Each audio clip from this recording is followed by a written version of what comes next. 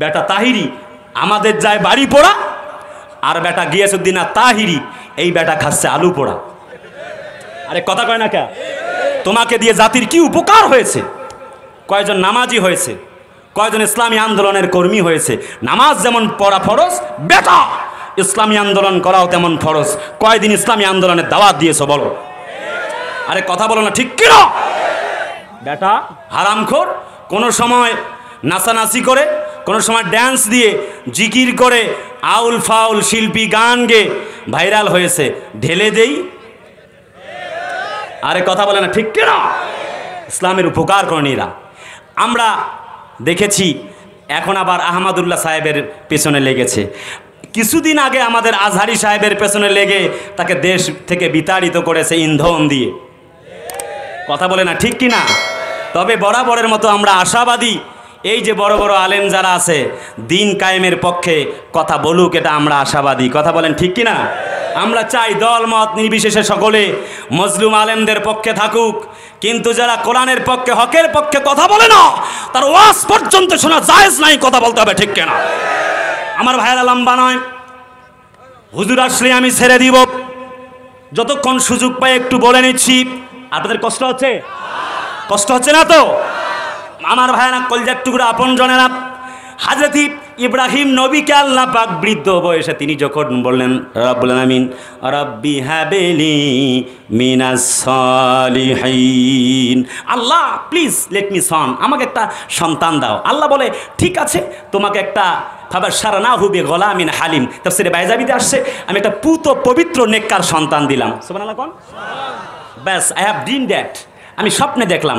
ইব্রাহিম আলাইহিস সালাম বলছে যে ফালাম্মা বালাগা মাহু সায়া ক্বালা ইয়া বুনাইয়া, আমি স্বপ্নে দেখলাম O my dear son I have slaughtering you, আমি তোমাকে জবাই করতেছি। বলো so look and what you think O my dear son Ismail, বাবা বলো তোমার ইচ্ছা, অভিপ্রায়, আকাঙ্ক্ষাটা কি, তুমি কি জবাই হবে?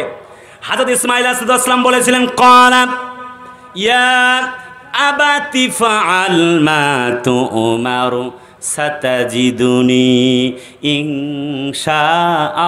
ইনশাআল্লাহু মিনাস সাবিরিন। জোরে কোন আল্লাহু আকবার। হে আমার পিতা, আপনি তাই করুন যা আল্লাহ আপনাকে করতে বলেছে।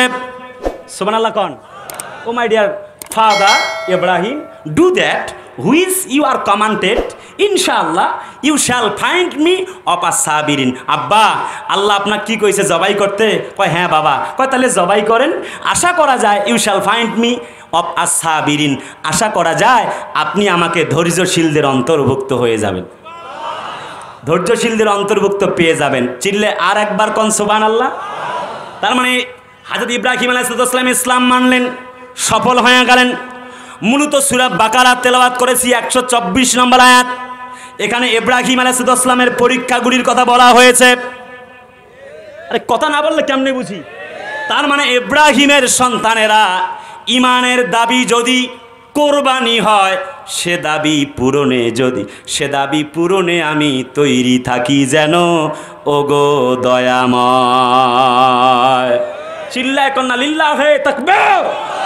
ওই যে ফরিদপুরের মাটিতে দুজন হাফেজে কোরআন মুসলমানের সন্তানকে পিটিয়ে হত্যা করা হয়েছে। ঠিকের আওয়াজটা একটু বীরের মতো বলে না, ঠিক না? আহা, আমি বলি নাই হিন্দু ভাইয়েরা বসবাস করবে না, বরং বলবো লাকুম দীনুকুম ওয়ালিয়া দিন, যার যার ধর্ম শেষে পালন করবে। হিন্দুদের পূজা আর মুসলমানদের রোজা একসাথে চলবে, আপত্তি নাই। মুসলমান 90% মুসলমানদেরকে পিটিয়ে হত্যা করা হবে, জাতির লোকেরা বরদাস্ত করবে না। 22 এপ্রিল 2024 রিপোর্ট, মানব জমিন পত্রিকা, জাতীয় পত্রিকার রিপোর্ট, মানে টাকা, ঘুষের টাকা না পেয়ে পিটিয়ে হত্যা করেছেন দুজন সন্তানকে। পরবর্তীতে চাপিয়ে দিয়েছে এই মামলায়, মানে মন্দিরের সম্বন্ধে গেছে তার আগুন দিয়েছে, এই মামলায় চাপিয়ে দিয়েছে, দিয়ে পিটিয়ে হত্যা করেছে। সাহস কত বেটার! আহা, আর আমরাও তো মুসলমান, কতটুকু প্রতিবাদ করেছি। আমরা তো সামান্য এই মধুপুরেই, আমাদের মধুখালী, ফরিদপুর জেলার মধুখালী থানায় তো যেতে পারলাম না। ফিলিস্তিনে কেমনে যাব যুদ্ধ করার জন্য? আমার তো প্রশ্ন জাগে না। আওয়াজ হয় নাই তো, চিল্লায় বলে না, ঠিক না? ফরিদপুরেই যেতে পারলাম না প্রতিবাদ করতে, কেমনে ফিলিস্তিন যাবার কথা আমরা বলি? আহা, পারলাম না তো, আমাদের ইমান আমাদেরকে পারেনি, আমাদের ইমান আমাদেরকে দাঁড় করাতে পারেনি। কি ইমান লালন করেছি আমরা। আহা, আমি যে কথা বলতে চাই, দল আর মত বুঝি না আমরা। বিভিন্ন দল মত গোত্রে বিভিন্ন মাসলা নিয়ে আমাদের মারামারি কিলাকিলি থাকতে পারে, কিন্তু মুসলমানদের গায়ে হাত দেবার চেষ্টা করবেন না, হাত ভেঙে চুরমার করিয়ে দেওয়া হবে। আরে কথা বলে না ঠিক কিনা? আমরা বিভিন্ন সময় লক্ষ্য করেছি মুসলমানের আমরা কথা বলিনি।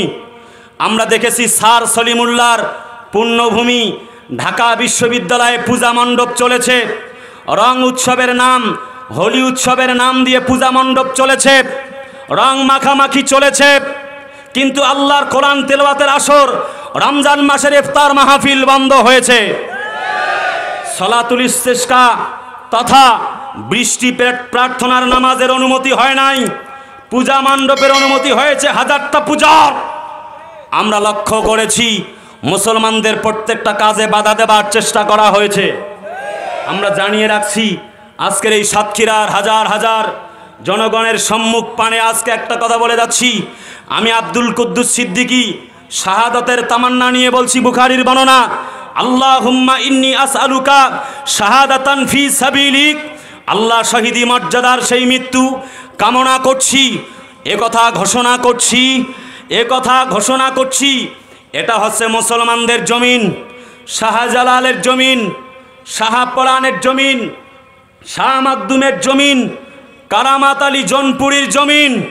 এটা রবীন্দ্রনাথ ঠাকুরের বাংলাদেশ নয়, এটা কবি নজরুল ইসলামের বাংলাদেশ। এটা হচ্ছে গৌর গোবিন্দের জমিন নয়, এটা কোরআনের পাখিদের বাংলাদেশ। এটা নরেন্দ্র মোদীর বাংলাদেশ নয়, এটা কোরআনের পাখি নন্দিত আলেম আল্লামা সাঈদীর বাংলাদেশ। এই 90% মুসলমানদের দেশে ইফতার মাহফিলে বাধা দিতে চাইবা, সলাতুল ইস্তিসকার নামাজে বাধা দিতে চাইবা, বাংলার জমিনের জনগণরা তা বরদাস্ত করবে না, করবে না, করবে না। এই পক্ষে কারা কারা রাজি আছো দুহাত তুলে আল্লাহকে দেখা।